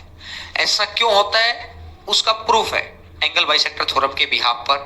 प्रूफ देखने का कोई लॉजिक नहीं है, दे भी रखा है, ए आई बाई आई डी का रेशियो है बी प्लस सी, जिस एंगल का बाइसेक्टर हो रहा है, जैसे मैं कह दूं ये एक ट्रायंगल है पी क्यू आर, तो ये साइड मान ली मैंने पी, ये साइड मान ली मैंने क्यू और ये साइड मान ली मैंने आर, ठीक है। और मैं यहां से ये कह दूं are I by I am, are I by I am, तो आर एंगल का बाइसेक्टर है, तो इसके आजू बाजू वाली भुजा पी प्लस डिवाइडेड बाई, मेरी बात समझ में आई? कर पाएंगे? ठीक है, ये हो गया इन सेंटर का, तो इतना सही पॉइंट था, तो इन सेंटर भी अपना हो गया है, सेंट्रोइड भी अपना हो गया है, सरकम सेंटर बस मेनली तो यही है और बच गया। लेकिन मैं एक बार क्वेश्चंस पे नजर मार लेता हूं, अगर अपना काम चल रहा होगा तो अपन पहले क्वेश्चन ही करते हैं।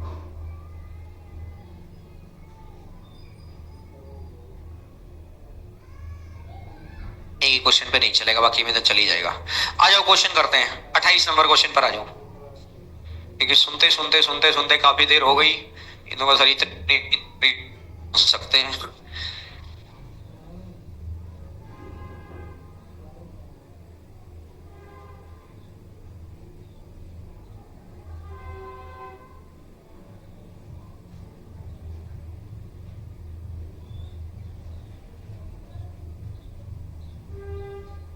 तुम रूम पे स्टेटिक पड़े रहते हो, इसलिए भैया तुम पढ़ते कम हो, थोड़ा घुमा फिरा करो रे।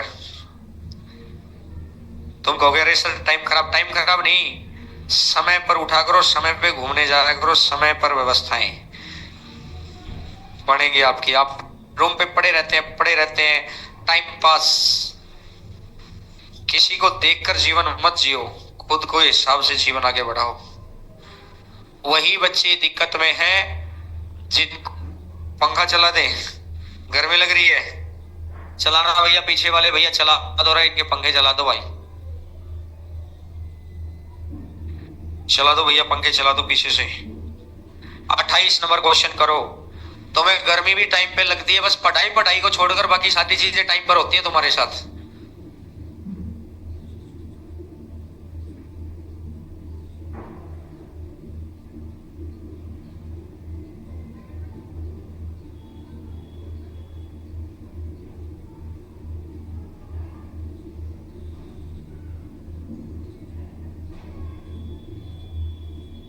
क्या हो गया रे भाई, सारे ही दबा दिए मैंने तो, फिर भी नहीं चल रहे ये, इनका क्या हो गया? ले भाई ये भी दबा ले,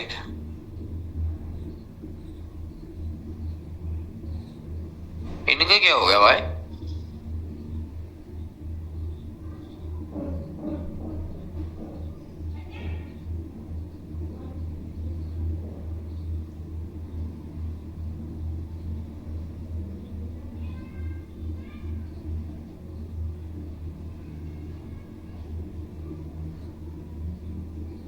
ये वाला भी चला दे,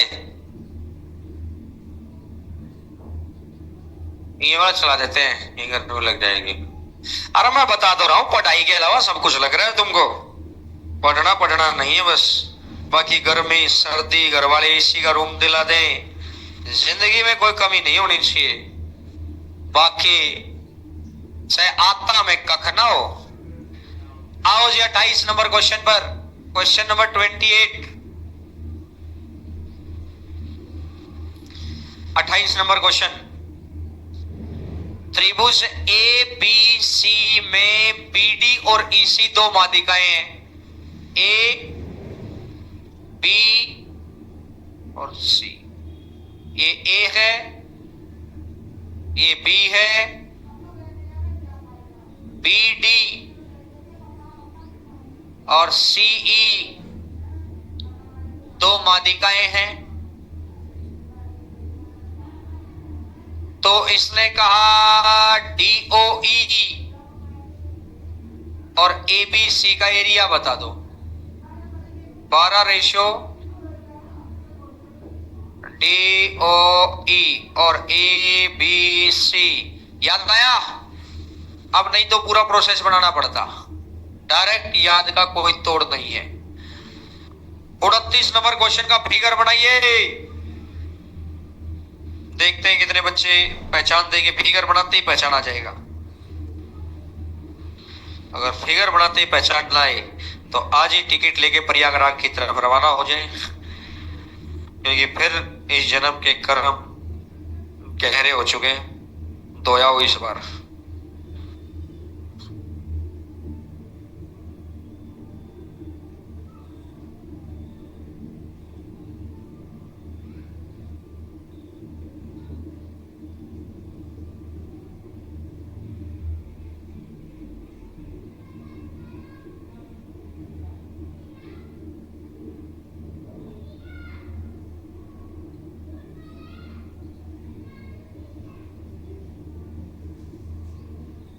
आ गया 3:1। ठीक है भैया, 30 नंबर क्वेश्चन पर आइएगा। वो 3:1 तो सबका ही आ गया होगा। अब आइएगा, देखो पॉइंट याद करने का बेनिफिट है, क्योंकि भूलना सिर्फ कल है, क्योंकि आज जाकर रील देखनी है। 30 नंबर क्वेश्चन पर आइएगा। क्वेश्चन नंबर 30,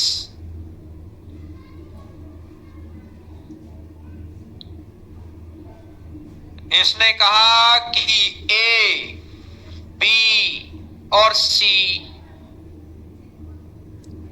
में पी क्यू आर, तो बी पी, ये पी है, ये क्यू है, ये आर है। जी त्रिभुज का केंद्रक है, जी त्रिभुज का केंद्रक है, जी त्रिभुज का केंद्रक है। तो पी जी आर। अब मुझे बताओ, जब एक ट्रायंगल के अंदर से कितने ट्रायंगल बन जाओ, इन सबकी हाइट सेम होती है। एक ट्रायंगल के अंदर कितने ही ट्रायंगल बन जाओ, सबकी हाइट सेम है। तो मेरे भाई, हाइट जरूरी नहीं कि ट्रायंगल के अंदर ही आएगी। जैसे न्यून कोण त्रिभुज है तो हाइट इसके अंदर ही आती है। जब अधिक कोण त्रिभुज होता है ना, तो हाइट बाहर भी आती है। जरूरी नहीं कि हाइट हमेशा अंदर ही आए, तो हाइट बाहर भी आती है। तो कहने का मतलब ये रहा कि मैं अगर आपको कहूं पीजीआर और एबीसी, पीजीआर, मुझे बताओ B P G, P G Q, G Q R और जी आर सी, यहां हाइट क्या है? यहां हाइट क्या है? सेम हाइट है, सेम हाइट है, सेम। और बेस इसने सेम दे ही रखा है, हाइट भी सेम, बेस भी सेम, तो ऑटोमेटिक सी बात है एरिया भी सेम। भाई अगर मैंने एक ट्रायंगल का एरिया निकाला हाफ ऑफ बेस इंटू, और मैं दूसरी ट्रायंगल का एरिया निकालता हूं हाफ ऑफ बेस इंटू, अब बेस भी सेम है हाइट भी सेम है, हाफ से हाफ कट गया तो एक रेशो एक ही आएगा, एक रेशो एक आएगा, तो इसका मतलब एरिया भी सेम हो गया। तो कहने का मतलब ये रहा कि भैया इनकी हाइट सेम है, तो इसका एरिया अगर एक है तो इसका एरिया भी एक है, तो इसका एरिया भी एक है, तो इसका एरिया भी एक एक एरिया हो गया। तो अब मेरा ये कहना है कि जी सेंट्रोइड है तो टोटल एरिया कितना है, तो ये एरिया भी और ये एरिया भी, तो इसने कहा त्रिभुज पी जे आर और त्रिभुज ए बी सी, तो पी जी आर कितना है 2 और ए बी सी कितना है 12, तो रेशियो कितना आएगा 1:6, रेशियो आ जाएगा 1:।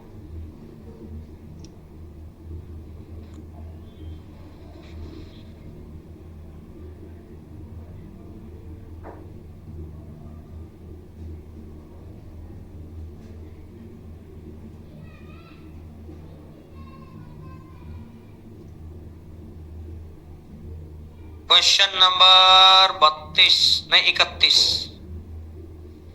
क्वेश्चन नंबर 31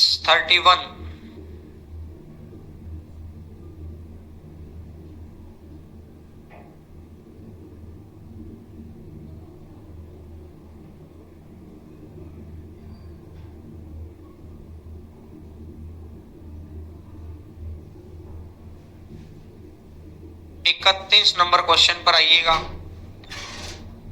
त्रिभुज ए बी सी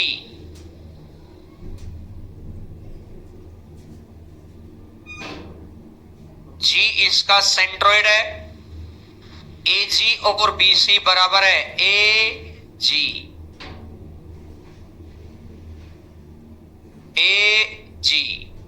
और बी सी बराबर है ए जी और बी सी बराबर है। जी सेंट्रोइड है, मुझसे बताओ अगर ये 2 है तो ये कितना है, और सेंट्रोइड है तो सामने वाले भुजा का मिड पॉइंट है। इसने कहा कि ए जी और बी सी बराबर है और ये मिड पॉइंट है, तो बी सी कितना है 2, तो ये कितना और ये कितना, प्रकार की नोक मैं यहां रखूं तो ये कितना और ये कितना, तो क्या मैं अर्धवृत्त खींच सकता हूं और अर्धवृत्त में बड़ा कोण कितना डिग्री, तो एंगल बीजीसी कितना डिग्री 90 डिग्री। फिनिश बात।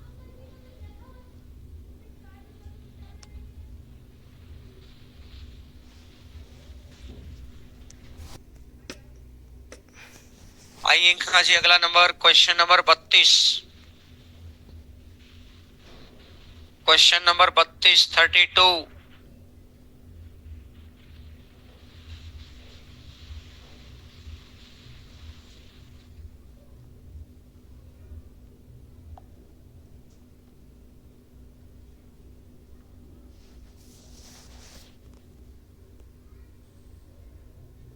क्वेश्चन नंबर 32,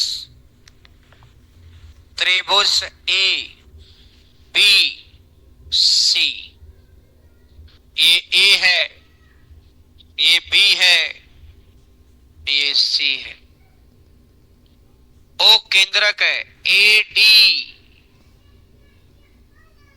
बी ई और सी एफ,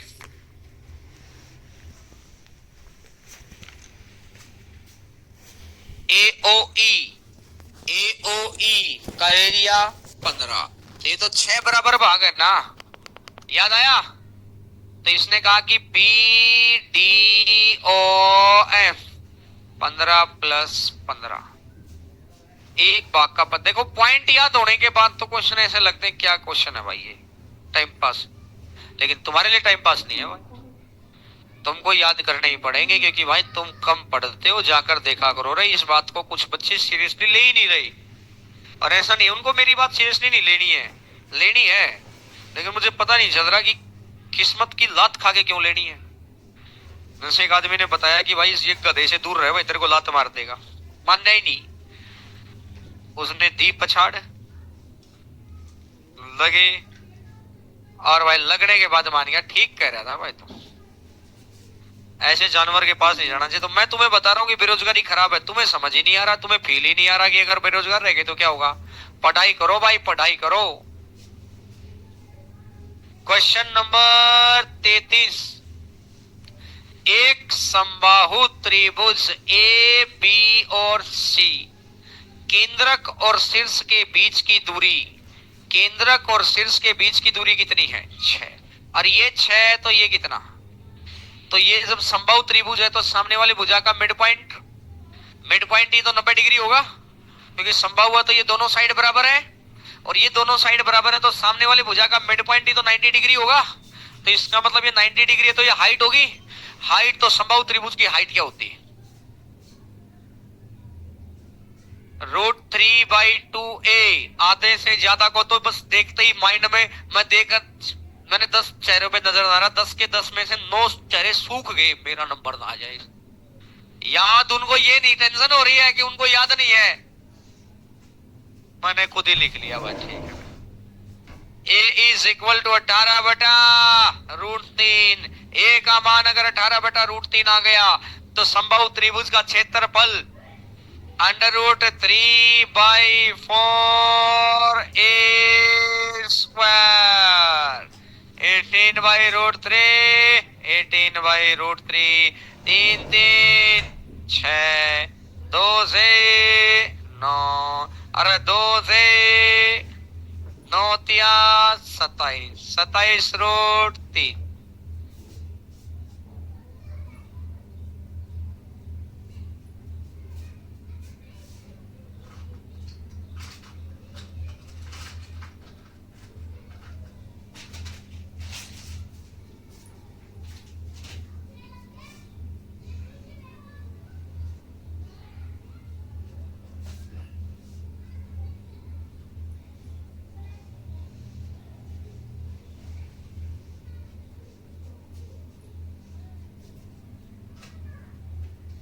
क्वेश्चन नंबर 34, 34।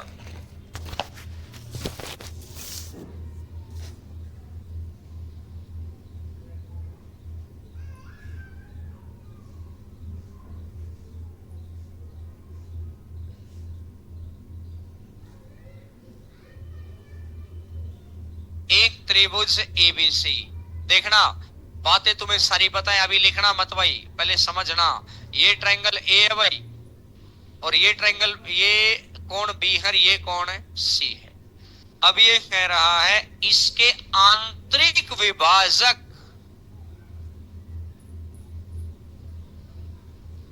परिवृत्त को एक्स वाई और जेड पर काटते हैं, तो आंतरिक विभाजक है एक्स, आंतरिक विभाजक, अरे आंतरिक विभाजक, ठीक है। आंतरिक विभाजक से क्या बनता है? एंगल बाइसेक्टर से क्या बनता है? इन सेंटर। तो क्या ये इस सर्कल का सेंटर है? हाँ, नहीं है, नहीं, हाँ,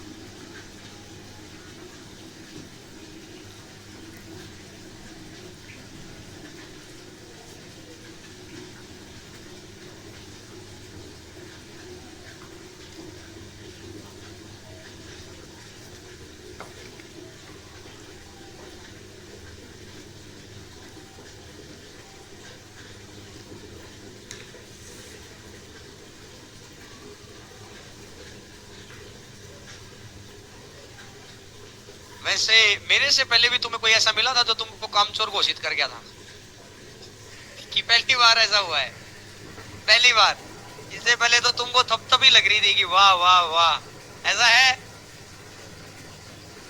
क्योंकि पहले तुम्हारे पास मोबाइल नहीं था, आज तुम्हारे पास मोबाइल है, बस कहानी ये मोबाइल तुम्हारा दुश्मन हो लिया भाई।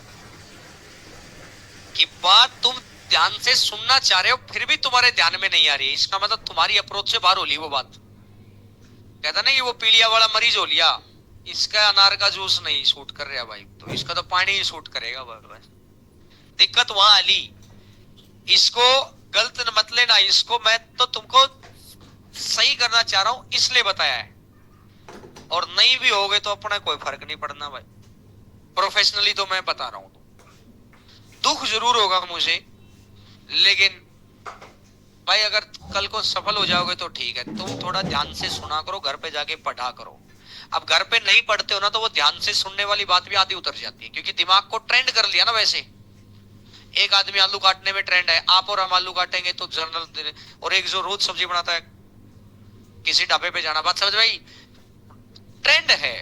तो आपने दिमाग को ट्रेंड कर लिया कि जब कोई पिक्चोरियल चीज गाने आए, तुमको किसी फिल्म का कौन सा गाना, कौन सा लेखक, उसके कितने बच्चे, क्या सब याद रहता है, सिर्फ ये बातें याद नहीं रहती। इसका मतलब है कि पढ़ाई बोरिंग हो गई है, तो फिर पढ़ाई का फील्ड छोड़ो, या तो पढ़ाई का फील्ड छोड़ो और फिर देखो तुम्हारे 1 साल के बाद हालात क्या होंगे। अभी तुम, क्योंकि वो तो घर में हाथ में दोनों हाथों में लड्डू है, इसलिए लग रहा है कि ना ना ना ना ये नहीं तो ये कर लूंगा। एक बार एक छोड़ के तो देखो, फिर देखो हकीकत का ज्ञान हो जाएगा 12 ही महीने में। मैंने देखा है एक ठीक ठाक सा बच्चा 2 साल 2.5 साल के बाद कल आया वापस। मैंने बोला अरे कल जैसे शाम को मैथ का बैच था, कई दिन में दिखाई दिया, तो बैच के बाद मिला, मुझको आइडिया सा लग गया कि यार ये बहुत पुराना बच्चा है। बोला सर एक पुलिस केस लग गया था और अब उससे बड़ा मुश्किल से पीछा छोटा है, और सर जिंदगी ना नरक हो गई थी। मैंने उसको एक ही बात कही, अब उसके जड़े पे नमक तो क्या ही डालूं। मैंने नहीं पूछा कि भाई सही लगा गलत लगा, मैंने कहा कि अब उससे पिचकारा छूट गया भाई? उसने कहा हाँ सर अब उससे बिल्कुल फ्री हो गया। और सर जैसे ही मेरे को नीट एंड क्लीन शीट मिली है, मुश्किल से नाम निकलवाया है, निकल गया।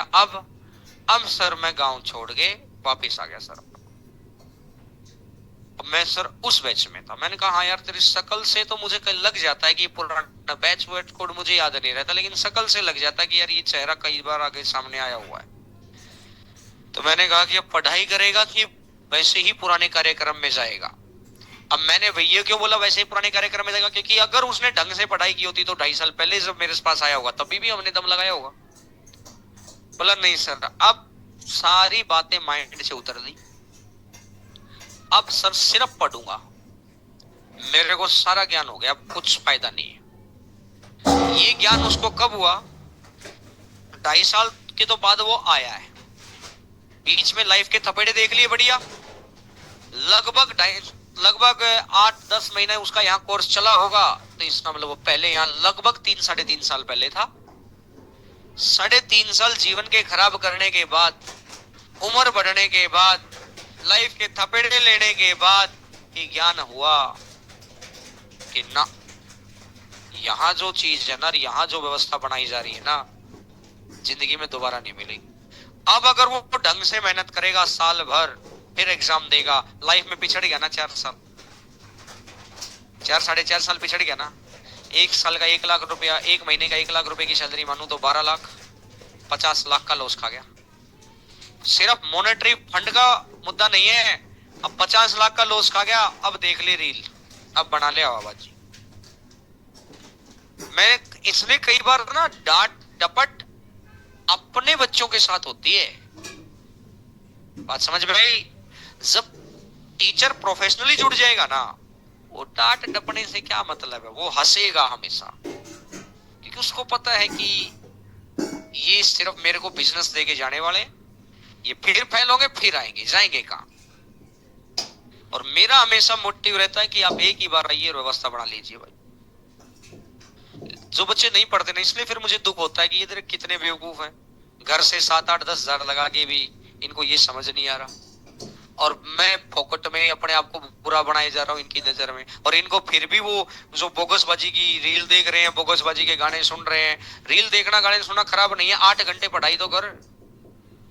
8 घंटे वाले रील की जगह भी रील देखूंगा, 8 घंटे वाले पढ़ाई की जगह भी रील देखूंगा, और 8 घंटे सोने वाला टाइम है उसमें से सोऊंगा 6 घंटे, 2 घंटे उसमें भी रील देखूंगा। बस में जाना है उसमें भी रील देखूंगा। समस्या वहां है। इसलिए हमें ये नहीं समझ में आ रहा। अरे ढक्कनो, मुझे बताओ सरकम सेंटर का कोई पॉइंट अभी तक आज मैंने बताया? इन सेंटर का बताया था? तो जब सरकम सेंटर का कोई पॉइंट ही नहीं बताया तो सर्कल का सेंटर हो कैसे गया? मैंने 2 बार कहा हाँ, 50-60 ने आ गया। मैंने कहा ना, 2-4 ने दिमाग लगा कि हाँ में तो थे नहीं, और बाकी 60% को लगा कि हाँ और ना का खेल चल रहा है। हंसना शुरू कर दो, हाय हाय हाय हाय हाय। बस वो किधर के ही नहीं है।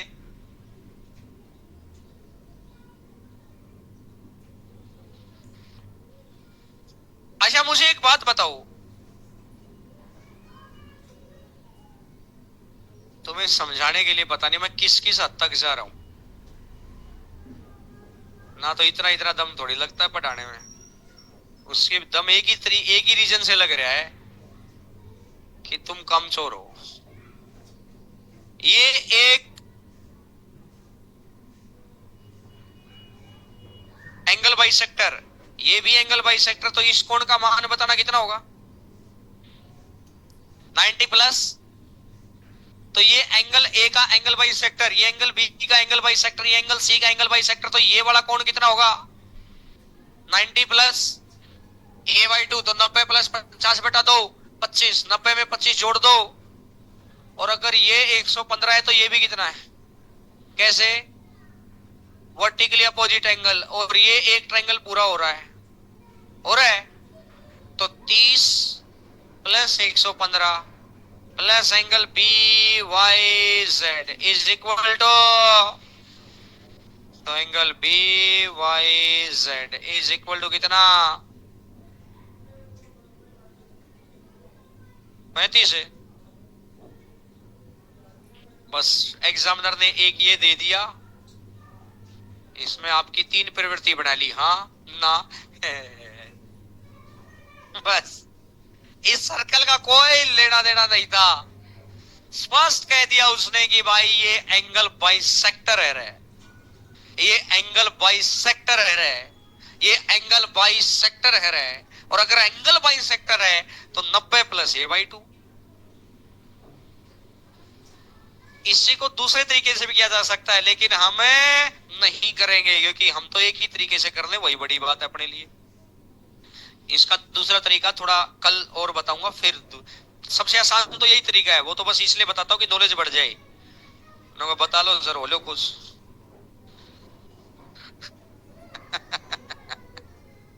कल बता लो, आज बता लो।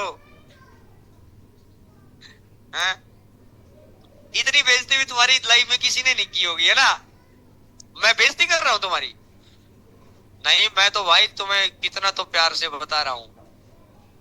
ये अलग मैटर है कि हर किसी आधों को पता भी नहीं चल रहा कि ये बेइज्जती हो रही है कि इज्जत हो रही है। वो तो बातें जाके नीचे पूछेंगे कि यार सर बेइज्जती की कह रहे थे, सर बेइज्जती करते हैं क्या? दूसरा कहेगा कि यार मैं सर की बात सुनता ही नहीं भाई, रील देखना तो क्यों? आओ जी, अगला नंबर क्वेश्चन।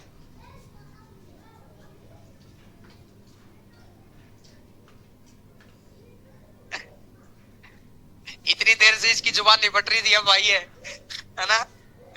लेकिन अभी थोड़े क्वेश्चन कम हुए ना, इसको गिरा के धोते, अभी 15 मिनट पढ़ ले आज नहीं, इसका बदला कल लेंगे अपन इसे ना। आओ जी, क्वेश्चन नंबर 35। इसने कहा एक त्रिभुज ए बी सी में, एक त्रिभुज ए बी और सी में बी और सी के कोण समद्विभाजक ओ पर मिलते हैं, अंदर बिंदु ओ पर मिलते हैं। बीओसी 22 है, 122, 22 कैसे हो सकता है? तो कोण ए का मान बताओ। 90 plus a/2 is equal to 100, 90 घटाया तो 32, 32 दूने, अरे एंगल ए कितना आएगा? 64।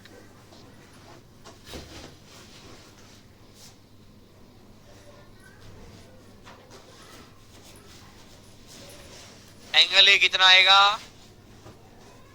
आओ जी क्वेश्चन नंबर 36 पर आ जाओ। 36 फरी के क्वेश्चन है, फरी के।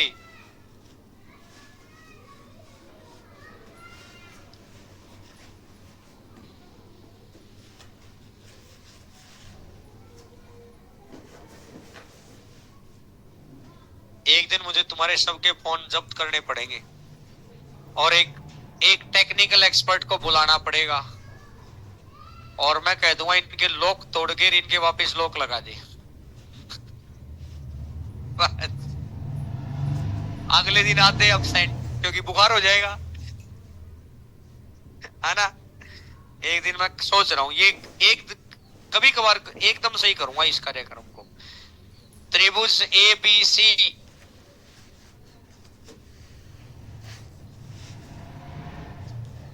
अरे अगला क्वेश्चन कर ले, ज्यादा ज्ञान नहीं मत बन।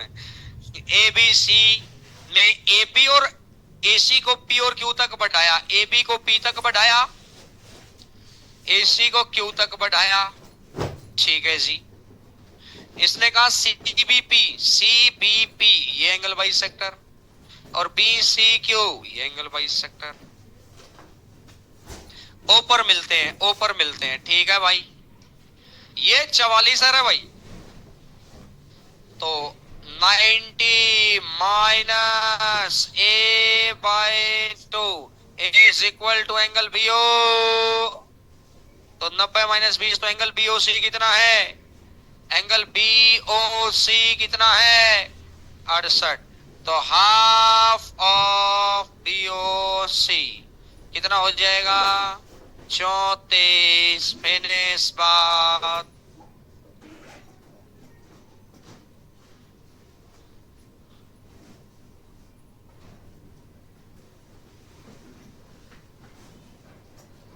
सुपर 52 वालों की क्लास सही चल रही है क्या भाई? बताते रहना क्योंकि मैं उधर आ नहीं पा रहा हूँ। फिर अभी कोई भी पॉइंट में प्लस माइनस ये वो वैसे तो मैं पूछता रहता हूँ पंकज सर से, लेकिन फिर भी कंप्यूटर खत्म होते तुम्हारा कंप्यूटर बीच में रीजनिंग खत्म होते कंप्यूटर भी कराई देंगे सर, लगे हाथ। क्वेश्चन नंबर 37 नंबर क्वेश्चन पर आइएगा। हम जो बच्चे सुपर 52 में हैं, से जो घर हैं, कहीं से भी हैं, एटलीस्ट टाइम वेस्ट नहीं होना चाहिए उनका। एटलीस्ट क्लासरूम में इतना टाइम निकल जाता है कि हाँ फिर वो थोड़ा टाइम वेस्ट के प्रति कमजोर हो जाते हैं कि टाइम वेस्ट नहीं करना है। चतुर्भुज ABCD, A B C D, A B C D. अब इसने कहा एंगल सी 72 और एंगल ए, एंगल डी 28। कोण ए और बी के समद्वि भाजक ओ पर मिलते हैं, तो एंगल ए ओ बी बताओ। एंगल ए ओ बी बताओ कितना है? Angle C plus angle D by 2 is equal to angle B O A. जिन दो एंगल का बाइसेक्टर हो रहा है ना, तो उन दोनों को छोड़ दो, शेष बचे दोनों का जोड़कर 2 से भाग दे दो। चतुर्भुज का पहली बार पॉइंट देख रहे हैं आप, अभी तक ट्रायंगल का एक ही देखा है, तो इस बात को याद रखना, कल बहुत काम आएगा। नहीं तो भैया कल भयंकर बेइज्जती करूंगा, अगर जो भी नहीं तो पढ़ेंगे नहीं आज जाके तो कतई मत आना, पहले बता रहा हूं मेरे भाई। जिन एंगल का बाइसेक्टर हो रहा है उन दोनों एंगल को छोड़ दो, तो शेष बचे दोनों का जोड़ का आधा ये होता है। पॉइंट क्लियर है? तो मैंने कहा कि सी कितना है? 72। डी कितना है 28, 100 बटा 2 is equal to angle A O B. तो कितना आ जाएगा 50, 50।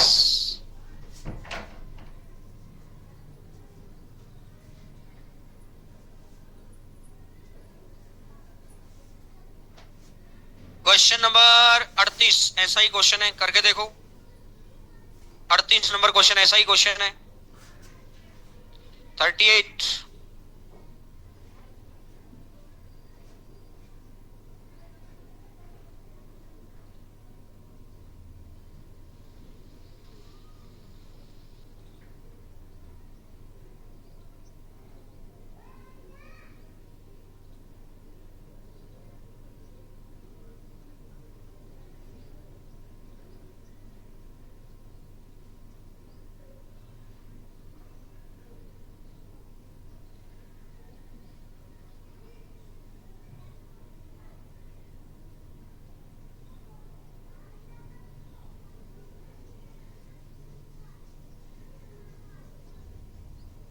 इसने कहा angle A O B C plus D by 2 is equal to angle A O B.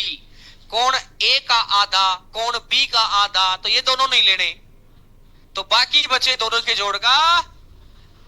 तो अब की बार एंगल ए ओ बी 64 है, तो angle C plus angle D is equal to 64 into, और 64 गुणा 2 तो कितना हो जाएगा 128।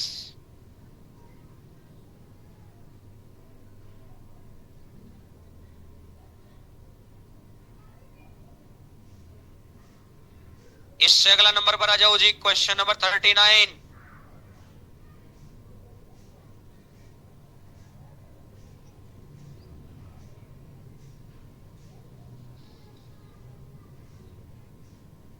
Question number 39।